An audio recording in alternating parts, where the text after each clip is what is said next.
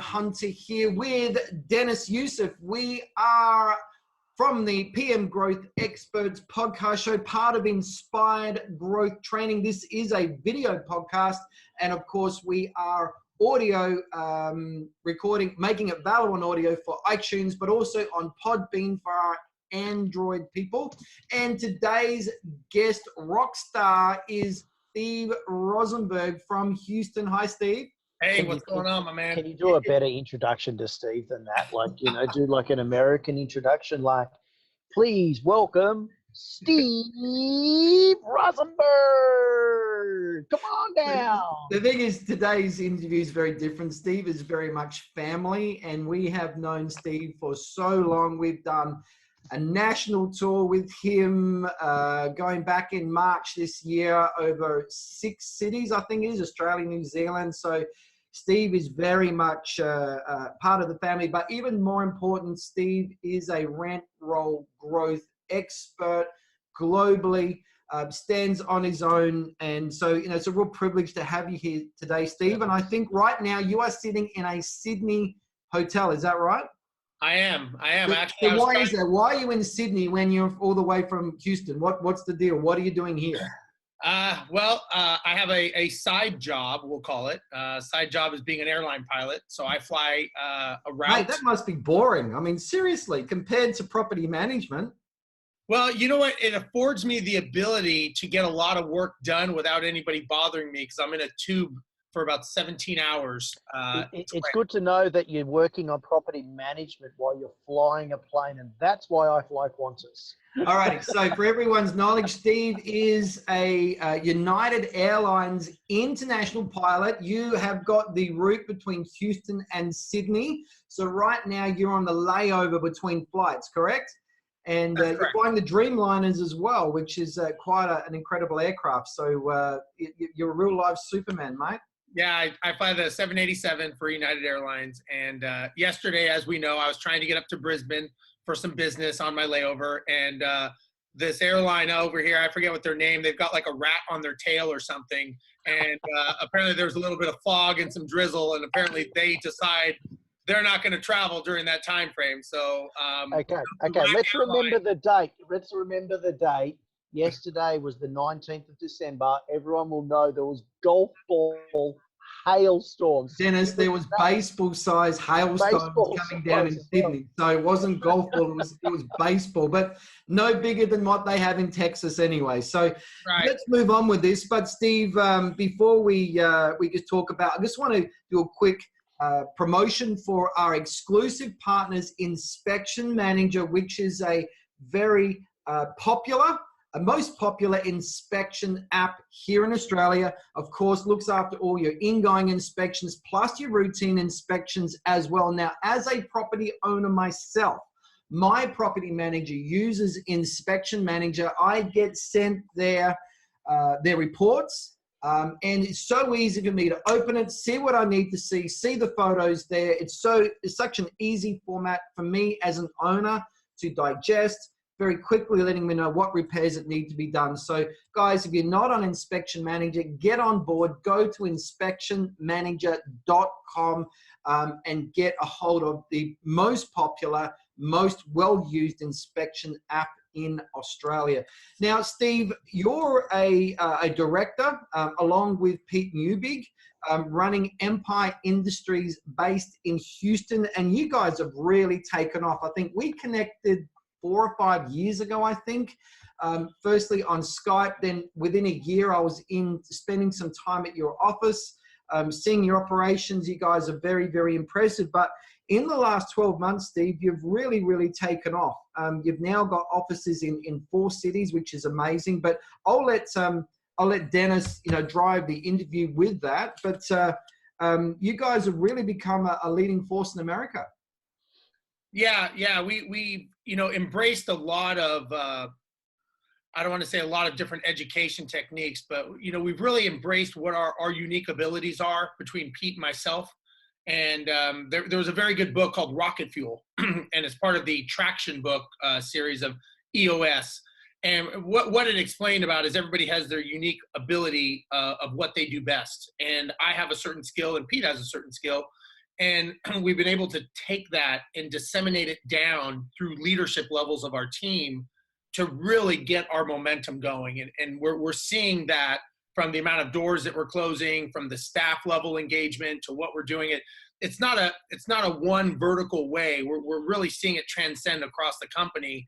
And I think that's a big part is what the team is doing, and, you know, giving me the ability, you know, to be able to be here, do these kind of conversations, have upper level conversations, pull myself out of the weeds, which, as we all know, when you're running a company, it's easier said than done. It's you know, everybody says think out of the box and all these terms, but I think the reality is as operators, we want to, you know, roll up our sleeves and look under the hood ourselves and fix things. And that's not a leader, that's a doer. And there's a mental mind shift that you have to do to change, to be able to get the team to work better than you can, and accept, you know, that there are better people than you out there that could do things maybe not as good as you personally could, but collectively, if you have 7 members doing something 80%, that's a lot better than me doing one at 100%. So that's kind of what I've learned. Yeah, that's good to see. I mean, yeah, and it's important to be able to let go as a leader as well. You know, like, a lot of people struggle in that, and I think a lot of property managers, when they're training other people and they're trying to move into another position, and I know when I'm training somebody to go into that BDM position, they all struggle letting go because they like that control of what they're doing as well. So a good analogy in, you know, having 7 people doing 80% of the job is better than you being stretched too thin and being worn out, and etc. It's well said. So Steve, earlier you said, I mean, as we know, you're an airline pilot for United Airlines. Why real estate? Like, you're a pilot, for crying out loud. I mean, you know, did you wake up one morning and think, I'm going to give up being a pilot and I'm going to jump into real estate? Like, most people will be thinking you're an idiot right now. Like, he's a pilot. Why would he want to go into real estate? Yeah, that's a good question. So, and I dive deep into this, as you guys know, when I do my presentations. But, you know, I look at myself as a accidental entrepreneur of 9/11, and what I mean by that is, you know, 9/11 is what kind of formed my mindset that the safe, secure career that I had as an airline pilot. When 9/11 hit, I was basically forced with a furlough notice saying that I was going to be out of a career, out of a job. And we didn't even know if that career, the whole industry, was going to exist because it was so foreign. But what it did to me is it realized that the safe, secure job that I thought I had was really the most unsafe and unsecure, because all I could do is fly a plane around the sky. I couldn't drive a commercial truck. I couldn't, you know, speak in front of people. I couldn't sell. I had no other skills because my whole life I had studied to be an airline pilot. And when that gets taken away from you, or the potential to have been taken away from you, you realize how vulnerable you are. And it's like getting hit in the face with a brick when you're not even expecting it. And so it made me realize that I needed to have something else as a safety and security that I could control, not that would control me. And I gravitated towards real estate, owning properties, and, you know, transcended that way to creating a management company. But that's the 9/11 is what did it. Okay, so you owned real estate, and I know the story, obviously. Darren knows the story, but just for the people. So you owned investment properties. I mean, still, like you touched on, you could have easily jumped into driving trucks, or maybe flying airplanes for farmers or whatever, you know what I mean? Like doing crop dusting and stuff, whatever the case, because that's normally, like, I sold my fruit business and I went, okay, there's nothing else I can do. That's fruit or nothing, right? But you had that pilot, you had that license in the pilot, and I would have presumed it would have went gravitating towards something else with an airplane. So it was because you had investment properties, and, you know, I don't get it. Well, I didn't have investment properties at the time. At the time, I was just flying. The scary thing was the fact that there was going to be about 200,000 other airline pilots out of a job. And I saw, you know, it was an interesting dynamic I have the unique ability that when things are kind of falling apart behind you, I can kind of slow things down and step back a little bit. And at the time, I was able to step back and just look at everything going on. And what I saw was a lot of people clinging to that career as an airline pilot, where they were going to China, they were going to Korea, they were going down to Mexico, they were going everywhere just to save a job. And they were doing it at a fraction of the pay that we were making at the airline. And I thought, I don't want to run scared the rest of my life. And I don't want to be afraid that if there's a hiccup in the industry that I'm out of a job. And, you know, I saw people that had been living their whole lives. They had pensions, they had everything. Well, when the companies went into bankruptcy, they wiped out their pensions. They said, sorry, you're retired, but you're not getting your money anymore. Wow. And I thought, I don't want to be dependent on that. So I like the idea of flying. Luckily, I came within 30 people of losing my job. I never lost my job. But what I realized was I need to control my own destiny. But I also wanted to keep flying. The only other thing that I saw out there was real estate gave me the ability to leverage my time, create assets and wealth, and be able to keep my career. Gotcha. Okay. Yeah. Okay. That's cool. So tell us a little bit about your setup, because you guys certainly do real estate a little bit different. You know, so your area, ideally, you first originally started in Houston, and when I came into your office and I was training your BDM at the time, you had a BDM and you had the property managers, etc. So, you know, tell us a little bit about how you guys are, like your structure and your setup. Sure. So we try to structure a little bit differently than probably the average management company because, you know, our whole concept is we run our company through KPIs and through metrics. We don't run them by me being over their shoulder or Pete being over their shoulder asking what they're doing. Their numbers will dictate whether or not they're doing their job or not. And as you guys know, I am a very go forward, growth mind person. And I realize that if you're going to grow your company, if you want your company to grow, you've got to understand in depth marketing, and you've got to understand how to make that phone ring. And when that phone rings, you've got to understand how to answer it, what to say, when to say it, and how to close that client. And more importantly, how to get that client to keep buying from you. And so I really, really learned that craft as much as I could. I listened to everything that anyone told me, content marketing, videos. I took it in like a sponge. And I've also, at the same time, Pete and I are coached by mentors. We get mentored just like, you know, there's coaches out there. I think it's an investment to be coached. And they bring you on to the next level. And what we've learned is we've learned the business side of it as well. And what I mean by that is as we've been growing the company, we've also learned how to structure and stabilize our company so that our business runs without us. Because the definition of a business is a commercial profitable enterprise that runs without you. So if I got hit by a bus tomorrow, which I hope I don't here in Sydney, but if I do, the business will keep running. But if somebody says, if I got hit by a bus tomorrow, it would implode, well, then they don't have a business, they have a job. And the biggest challenge with people that trying to create a business is they don't understand the fundamentals of structuring the business as it is, as far as, you know, organization charts, right person, right seat, who should be doing what, how do you delegate those duties? And so we've learned that, Pete and I have learned that in a constant education. It's, you know, gotten a master's degree in it basically from the School of Hard Knocks, but we've learned how to structure our company so that it runs without us, but it also runs momentum picking up. So it's getting faster and faster. Yeah. Does that make sense? Yeah, it does. It certainly does. So, I mean, you've got, so you also do a great job in a little bit hard for Australians and New Zealanders to get their head around this. Your property managers, your BDMs are out there building relationships with rival agencies. Yes. Yeah, you know, a lot of things that people do, what I found, and because I'm not from the industry, I don't have any preconceived notions or, you know, it's one of those blinkers. There's no blinkers. And so when you don't know what's right or wrong, you just do. It's what happens is when people tell you, oh, you don't do that, we shouldn't do that, that's not how the industry works, that is when you start changing your mindset and you go, oh yeah, we shouldn't do that. So before we were tainted with that mindset, we basically went and said, okay, well, let's create partnerships with all the realtors out there, and let's create a win-win scenario, because in the States, it was very adversarial where the real estate agents did not like the property management companies because of the perception that they would be stealing their clients. Yeah. I thought, okay, well, let's turn that around. Let me see if there's a way to work this.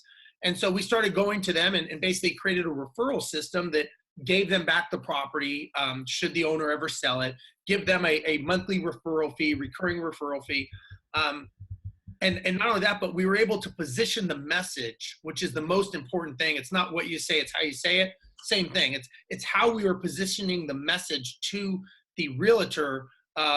We call it whiff 'em, what's in it for me. But it's how we positioned it so that they got something out of it more than what we got out of it, or the perception was. Yeah, so you're encouraging other realtors, let us manage your investment properties for you, and we'll give them back to you when they're for sale. You don't have to worry about running a department. Let us do it. Exactly. So you're building bridges that way because, it just so the listeners understand, in America, anyone can just start up a property management division. There's a lot of small companies that are out there. So you're encouraging them, you stick to sales, let us master it. We'll look after your clients, correct? Yeah, because the reality is and what I explain to these realtors when I go in and speak to them, and when you come in as a trusted expert and an educator and not there to sell, when I talk about me, I'm selling. When I talk about them, I'm educating. Yeah. When I can come in and talk to them about them and some of the challenges that they may have, which I know they have, I'm coming in as an educator. And so when I do that and I'm able to educate them, the reality is you're not going to make any money in the property management business unless it's done in volume. And if you're going to do it in volume, you've got to understand the laws and regulations and the procedures. And it's not something that you can do on the side. So you need to, one thing that I've learned, and I struggle with, but I think we've done a good job, is we really stay in our vertical. So we, as an example, I tell people, we manage single family properties, and that is it. We make cheese pizzas.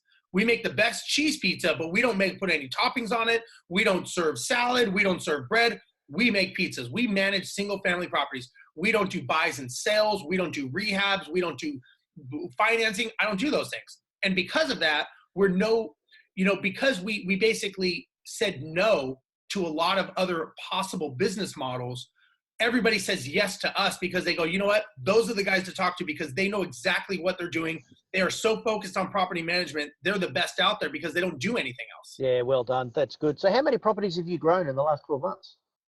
We are just cresting about 450 properties this year. Oh, is that all? That's all. That's organic. We didn't buy one rental. It's been a slow year, has it? And it's not just that. You've gone from, you were at the start of, or 12 months ago, you're in Houston and Dallas, but now where have you extended to? So we opened up Fort Worth, which is I would say you would think it's a Dallas Fort Worth, but we have learned that those are actually two different markets, two different targets. So that was very interesting to learn. And then we're opening up in Austin, which is, they're all within about a 2 or 3 hour drive of each other. Texas is quite big. And so our focus so far has been through Dallas, Fort Worth, and Houston as well. And the next 12 months, what's happening? So for the next 12 months, our goal is we're going to start the roll up model, meaning acquisitions. And so we're going to start doing purchases. So through organic growth, our model, our forecast that we did already for the year is 622 doors is what, we call them doors. You guys call them managements. Our goal is 622 managements, and then we're looking to buy at least 500 properties. Wow. Okay. So that's interesting. So just to give everyone a bit of an understanding of how big Texas is, Texas has got between 30 and 33 million population. Australia hasn't even hit 26 as a country, and Australia is a similar size to America if we were to put it on top. So, a massive, massive population. So, Steve, if you were to meet yourself, the first day that you started in real estate, mate, what advice would you give yourself? Like, knowing what you know now, and you were to walk in, I mean, you mentioned earlier that we've all learnt from the University of Hard Knocks. I think we've all done that. But, you've been a BDM, you've gone out listed properties. Darren has attempted it. I've done it. So, we've all learnt those mistakes in saying the wrong things, etc. But what would you say to yourself now, knowing what you know now, if you were to tap yourself on the shoulder before you walked in the door on the first day? I would say I need to make sure that I surround myself with the right people, right-minded people. And I need to map out the destination of my company before I start. So I need to make sure that I know where I'm going, where the end goal is, what does it look like when I'm ready to sell it, even if I'm not planning to sell, but what does that look like to me? And more importantly, what date is that? What date is my finished business? Is my business finished?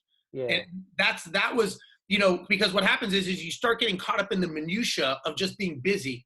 And I think a lot of people, they mistake being busy for being productive.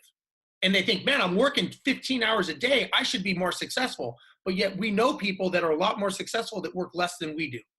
And a lot of them, because they're so focused and they're so pinpointed. And I would say the other thing that I would do is I would say no more than I say yes. I think I've gone down a lot of rabbit holes by saying yes to ideas and projects when I should have said no and stayed focused on what my core is. And I think that, it's kind of like going back and forth or just going in a straight line. So I think we all do this, right? We all go back and forth, back and forth. We try things, right? We don't know, so we try it. But do we, the question is are we staying true to what our goal is? And one of the things with our business coach, we'll ask him, hey, what do you think about this? Or what do you think about that? And his answer is always, does that align with your goal? Is that part of the plan? If it's not part of the plan, then either you make it part of the plan or you say no. And so it kind of, it gives these wild ideas of going, hey, we're going to start dry cleaning investors' clothing. It seems like a great idea. Investors wear clothes. We could do dry cleaning. It makes sense, right? But is that part of our plan? And staying focused has been it's tough because I think the more successful you get in business, the more opportunities come to you, right? And you sometimes I think our egos make us think like, wow, I'm successful, I'm doing better. This person wants me to come into that business. I could kind of lend a couple hours, but what am I saying no to with my business because I've said yes to him? And so it's a slippery slope I've learned, and it's hard. And I've learned in the last year, especially, which is why I think one of the reasons we've been picking up a lot of momentum with our company is because we're learning to say no a lot more. And it's not easy, Oh, I think it's a good analogy, and Darren would agree on this one. It's like you don't say yes to every door or opportunity. Like, I think if I can quote you, Darren, 5% of your owners take up 95% of your time. No. It's more like 20%. It's a Pareto principle. 20% of your owners take up 80% of your problems. Yeah. So, I mean, if you learn to say no. It's what you say no to that makes you the best. If you're saying yes to every roof and front door that comes your way, you're going down. Yeah. You are going down. You're going to get caught up and your people are going to burn out, and it's going to be your business is going to be so toxic. Yeah. I agree. And it's hard. It's a hard lesson because we had an opportunity one time. An example was to start a maintenance division of our company. Instead of outsourcing it, we would create a company that does maintenance. And the margins were amazing. We were going to make a lot of money doing maintenance. And it made all the sense in the world. We ran the numbers. We did the forecasting. It made sense. We're talking like 40, 50% profit margins. It was great. Well, what we didn't realize, or we didn't think about, was now we had to manage another set of people. We had to create another marketing plan. We had to create a new business model, which we didn't do, but we should have, for this maintenance division. Then we had to worry about like tracking supplies, time tracking, labor, maintenance workers. All of a sudden, and what we realized is now we were giving poor service on the management side, and the clients that were the best clients, the 80-20, the top 20 clients would leave us because they said, well, you guys aren't even paying attention. You guys are so busy running this maintenance division. We're like, no, the maintenance division is to help the company, but it's not perceived that way because we didn't set it up correctly. So it's.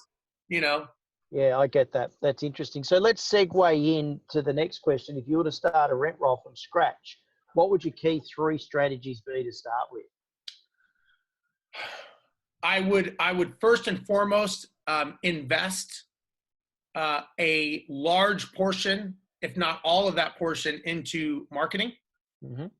I would invest money in training my BDMs.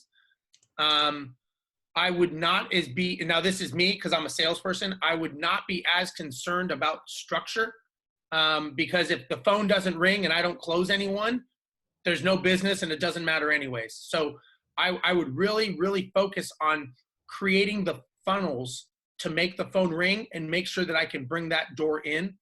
And I would also, you said 3 things? Yeah, so training, marketing, because that's creating the funnels. Yeah. I think that I would be very, I think I would be very sure to create the right culture That's a good one. so that I hire the right people. Because Yeah. what I've learned is I think a lot of us, we knee-jerk reaction hire. You know, this industry as a whole, one thing that I've learned, and it's been very interesting, and this is one of the things that we've changed at my company, which is interesting, is property management as a whole in the U.S. and us, you know, I work in do some work in Australia, so I know as well, is a reactionary industry, right? Yeah. Phone calls, we answer it, and you're basically yelled at, right? The only time an owner calls you is when they want to yell at you or fire you. That's the only reason they call you, right? They're never calling you to say you're doing a great job, right? They're calling you because they're pissed. So because of that, you're a complaint desk. Property managers are complaint desks, right? All they are is they are on the receiving end. Now, a lot of companies, and we were one of them for the longest time, we would try to go, okay, let's create a better system so that when they call, how to handle issues, right? But Pete, my business partner, who's apparently a lot smarter than I am, said, wait a second. He said, how do we stop the calls from coming in? Why don't we go upstream and let's stop the person from even having to make the call and become a proactive company so that we can reach out to the owner before they reach out to us. Because when an owner, tenant, or a tradie is reaching out to you, they feel that they have to babysit you, and you erode that trust subtly, but every subtle time they're like, man, I got to call this property management company again, as opposed to the property management company proactively going after them and letting them know, hey, just want you to know this happened, this is done, it's all taken care of, don't worry about it. Cool. Or you were supposed to call me at 3, it's 2:55, here's the update. Yeah, cool. So what I've learned by that is by us creating the right culture in our team and having the right vision and being a leader and creating that, we at Empire are changing the dynamics from a reactive company to a proactive company where the property managers, believe it or not, because of, you know, we outsource and we do all that stuff, right person, right seat, so that the property manager can focus on the 20% of the top clients to make sure that they are taken care of, because that is where your money comes from. And so we want them to have the good relationship with the owner so that every time they call, the owner's not going, what's this phone call going to cost me? Right? What problem does this person have? As opposed to the property manager calling going, hey, I'd like to give you a coupon 2 for dinner on me because you're such a good client. Thank you very much. And they're going to go, wow, that's great. And by what we've realized by doing that, the owners have trust in you so that when you do have a screw up or there's a mess up, they say, you know what, it's cool, I get it, no worries, you're a good person, because they created that positive reinforcement by being proactive, as opposed to just like this adversarial grinding. And it's like, you know, and Darren knows this, you know, how long can the property manager last before they blow out the back end, right? Because it's really a race to the end, right? I'm going to pile as many as I can on this property manager, and I'm going to hope and pray that they can take this, redlining it, so that I can make as much money before they go away.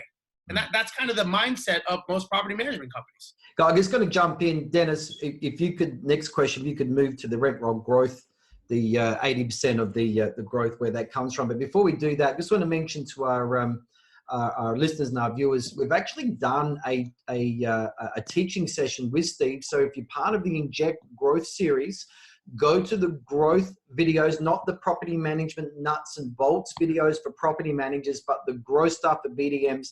Growing in there, session number 18. We've already done a teaching session with Steve called Growing the Value Mindset, Making More Money with Your Property Management Services. I think, Steve, very quickly, we talked about how your BDMs are showing how much value you can bring to owners before you're actually signing the deal. So, you know, you guys obviously spend a lot of time, certainly with your content marketing, you know, showing how much you can add value to these owners. Yeah. Yeah. You know, obviously I'm a salesperson and I love closing and I love negotiating and I love showing value. The challenge I think a lot of BDMs have is whatever, I shouldn't just say BDMs. I think it's anyone in general, is whatever you fear most ends up happening. So when you fear fees, that's what ends up happening. So when you're on the phone call and it's, you know, you're assuming that this investor knows everything and they know what they're doing. And there's that 2-second pause after they talk and they go, well, what are your fees? The first thing the BDM says is, oh, I knew it. Another guy that's shopping me. as opposed to you taking that and going, perfect, this is exactly where I want him to be. Now I can show him value. I can find out his problem, and I can show him the value that I offer, and I can close him on value. And price will not even be an issue. But because the BDM, let's say, they fear price, and they fear that, that's all they talk about. And then they go 7%, 8%, 9%. And they go, oh, the guy goes, thank you. And I'm like, you didn't even explain to him what the value. And the biggest challenge with that, I think, and when we did our tour, I spoke on this, was everyone assumes that if they ask a question, you have to answer, right? Somebody asks a question, what are your fees? We're taught as little kids, I ask, you answer. But the reality is you don't have to answer that question. You could say, that's a great question. Let me ask you, where's the property located? Well, why do you need to know that? Well, if it's not even in my area, I can't even manage it. So I need to make sure this is something that we'll take on. So before we hand back to Dennis, just confirm again, with the session 18 teaching, you guys are also converting 50% of your leads into new business. I know you guys have some of the highest fees in Texas. We'll talk about that shortly. But anyway, Dennis, back to you. So, you know, while you're talking about 50% of the leads that are coming in, a lot of people might not think that that's much, but, you know, you guys do a great job of calculating the actual leads that are coming in, and then your conversion rate from your appointments is really high. So that's what's important as well, because your leads, you're getting all sorts of cold leads through to hot leads. So, you know, don't think that 50% is bad when you're getting the number of leads that Empire Industries is getting. You know, it's huge. So, it's a percentage. It's relative. You know, it's a direct reflect of how much we're investing in our marketing dollars. Well, I mean, 450 doors in 12 months is evidence that 50% of conversion of leads is good. So, you know, just that in itself. So, Steve, what are the three key areas of where, you know, 80% of your business is coming from? So, you know, I mean, we see your social media presence, we see your Google reviews, and, you know, and the marketing. You've got a great emails. You do a lot of educational evenings, etc. yourself, which I love. I love training on that, as you know. So where would 80% of three key areas? What would be the top three things that would bring in 80% of your business? Definitely, if I could clump in the internet, I mean, internet is huge for us because, and it's not because we spend a lot of money on the internet. It's because we spend a lot of time creating quality content. And you guys do such a great job of showing people.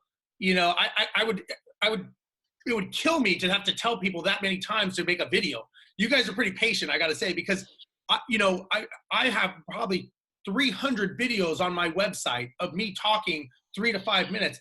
And you know how many owners come to us that we talk to and they go, I came to you because I looked at your website and I saw all of your videos, and that's why I hired you, because you guys are the expert. So I'm sorry, I'm going off task here. No. But what's really interesting you say that is our top BDMs are the ones doing the videos.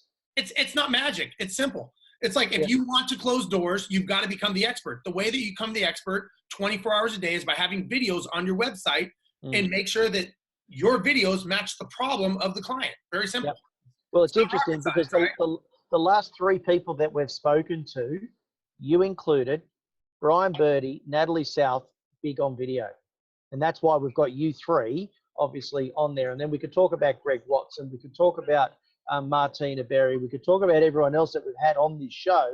And, you know, they're very big on video, and there's a certain reason for that. Having 300, so that's cool. And you obviously, that goes out into email marketing. That goes onto social media. That's onto Google, your YouTube. It's on your website. So I get that side. So that's your internet all in one there, which is huge. Yeah. So the secondary, I would say, would be probably agent referrals. As I said, we've got the agent referral program. We push that pretty hard. So that's a great source, because that's just, you know, that comes down to relationship. You're relationship based. And but case in point though, is our education to agents is the same thing. We make videos. We send them stuff online. We have landing pages for them. We do Facebook marketing to them.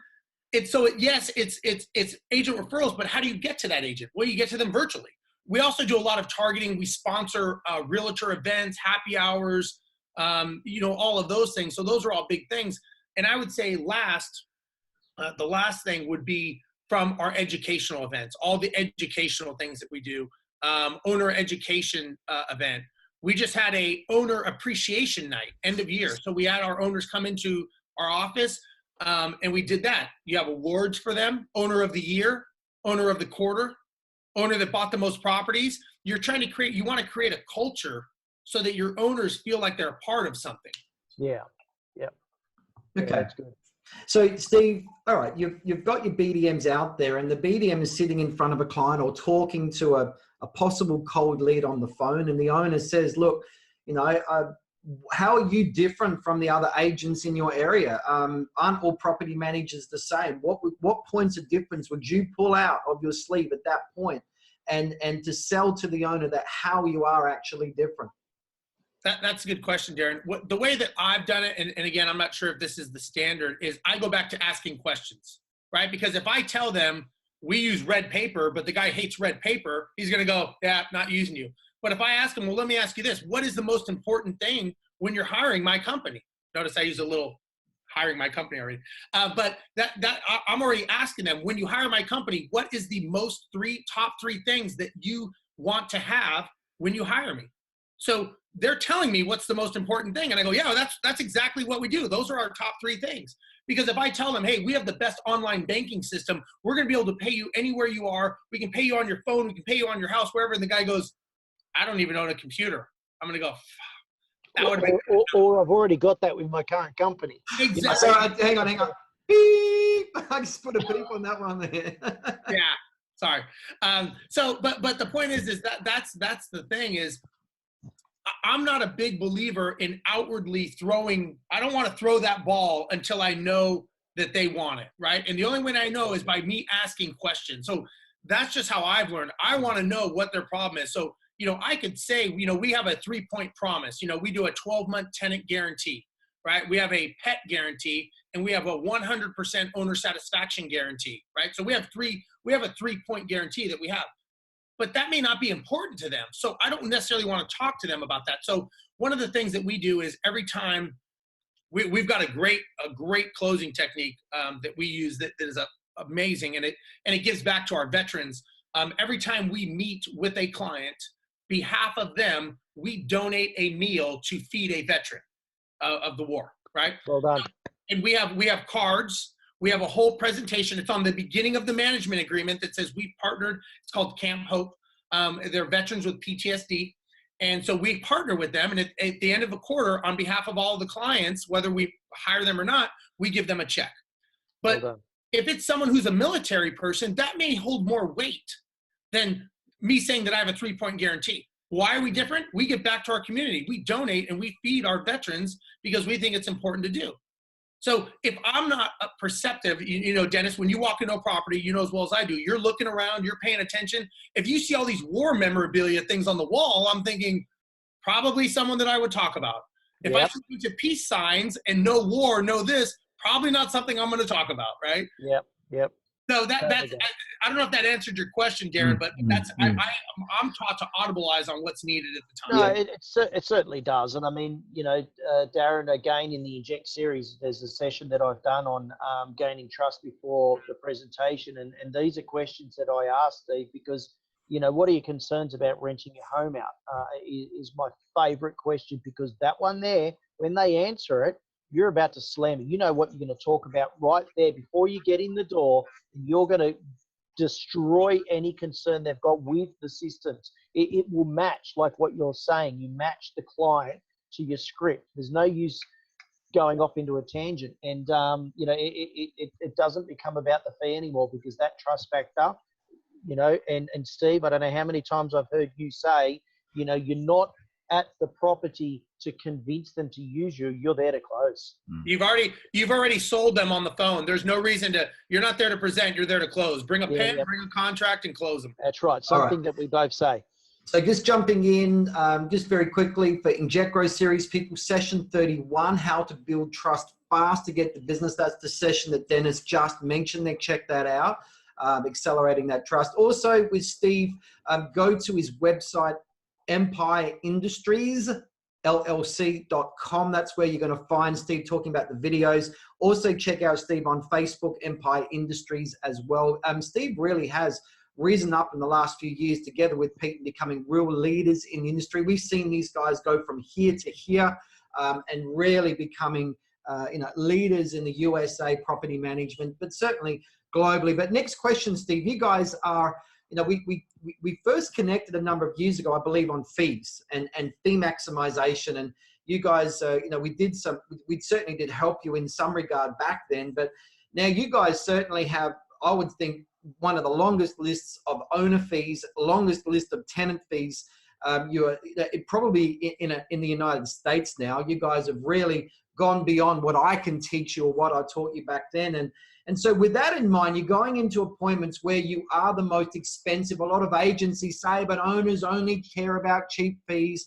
They just want that cheaper agent. So if that was true, that means that you wouldn't be able to get any business at all, but yet you do go in. So how are you guys ensuring that you are getting all your fees? What are you doing? It's a mindset. It's all about mindset. I mean, you don't know this, but I'm charging you right now for this conversation. No, just kidding. You haven't got my bill yet, buddy. But it's a mindset. My thing is four wheels and an engine. It's a car, right? Why have a Mercedes when you could have a cheaper end Toyota?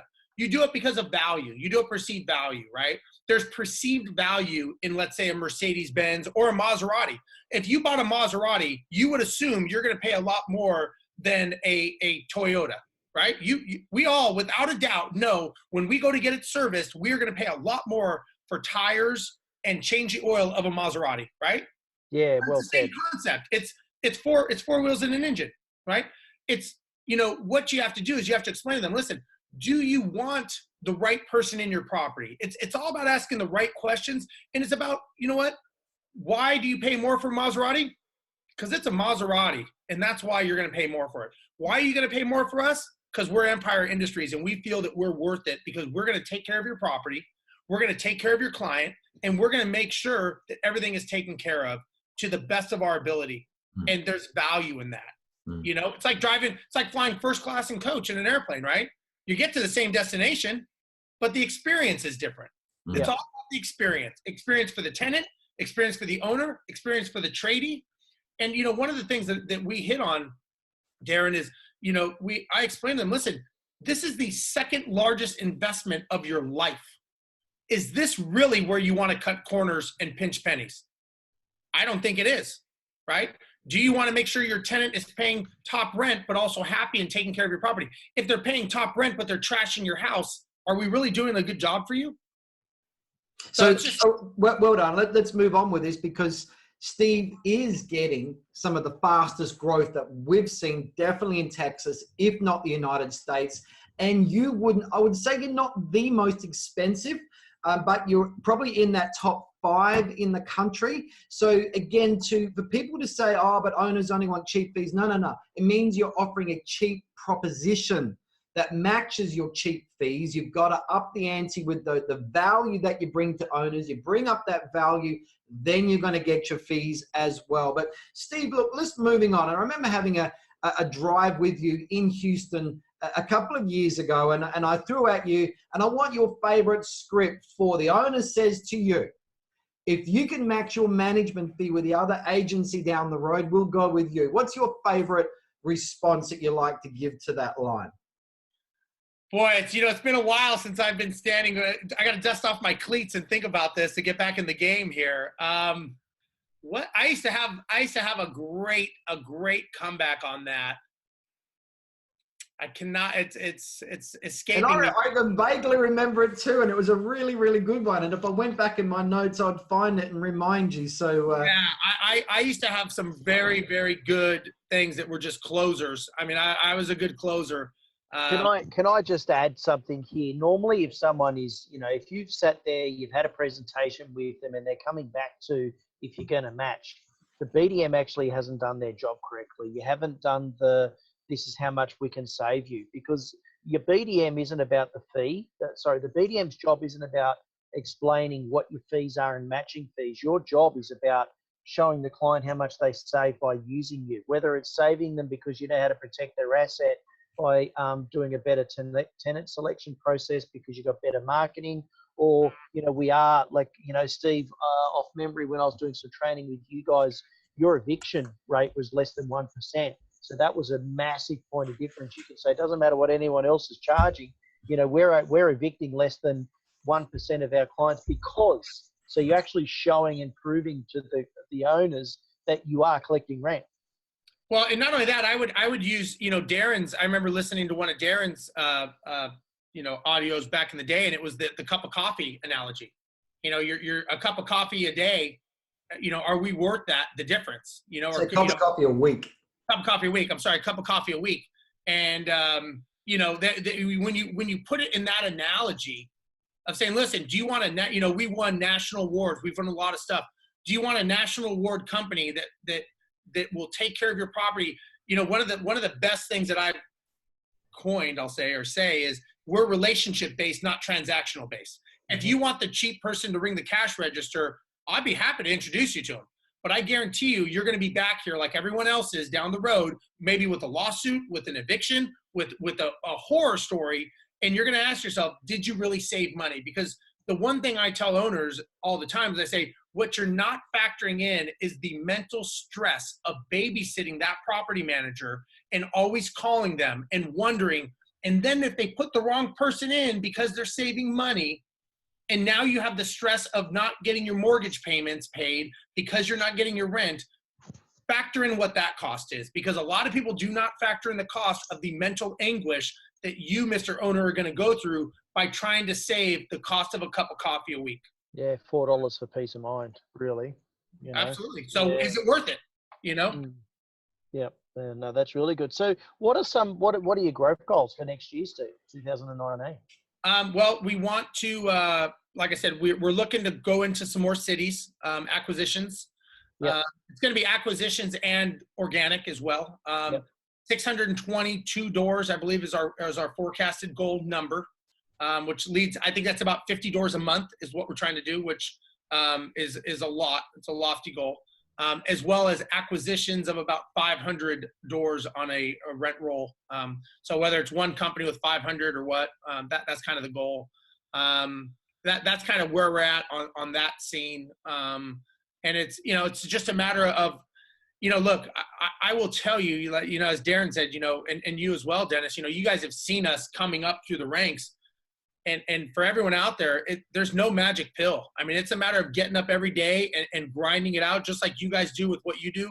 You know, you don't realize you're getting up the hill and you're up the hill, you know, because you're working every day. And for the people that are trying to do this, you just got to get up every day and grind it out and have that goal. Set that goal way upstream and always be focusing on where you're going, because, you know, that our next year is in sequence of our final year, right? So we're doing 622 or 1,100 doors is our goal next year because we have a bigger goal. So It's not like we just picked that. It's we're going towards something. And I think that's where a lot of people, they let the economy, they let their mindset, they let their friends, family, they let those dictate what their goals are going to be for the year. And I think that's a mistake. Yeah, well said. Yeah, well said.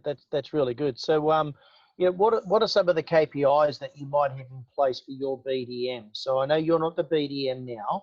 Okay. I mean, when you were, obviously your goal was to get in as many doors as you can to, you know, to close as much as you could. And I know you focused on actually asking the question at the property was a KPI and coming back with the signature. But what have you got with your BDMs? What's a KPI that you might have in place for them to ensure that they're listing and growing?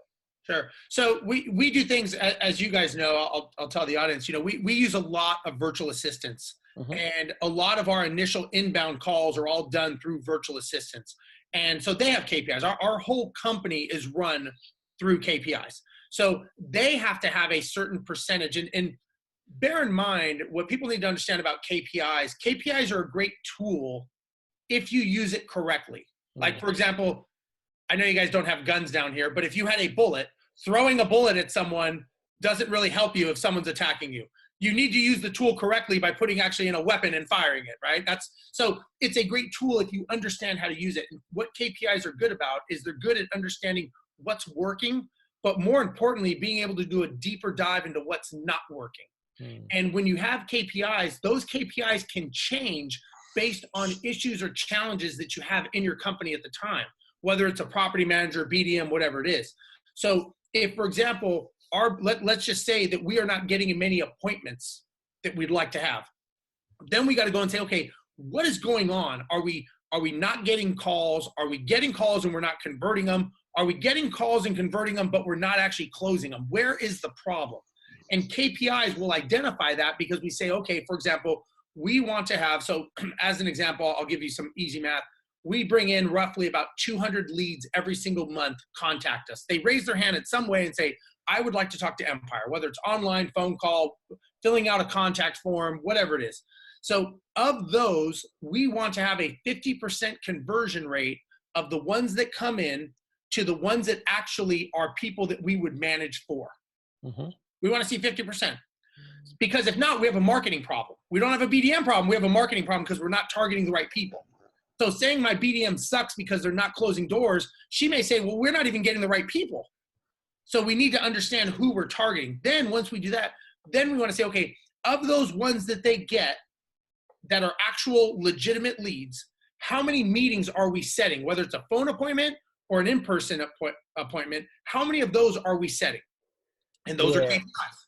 And what we've done is we've set up parameters to say, okay, this KPI is a metric and it's color coded, meaning we say we want to have, let's just say 50%.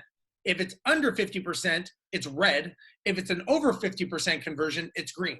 So you are looking at, as a BDM coach or BDM or leader, whatever, all you're looking at in your KPIs are red or green. And that way you're getting a quick overview of going, okay, green, green, green, green, green, we must be hitting our numbers. We're not hitting our numbers, there's a number off.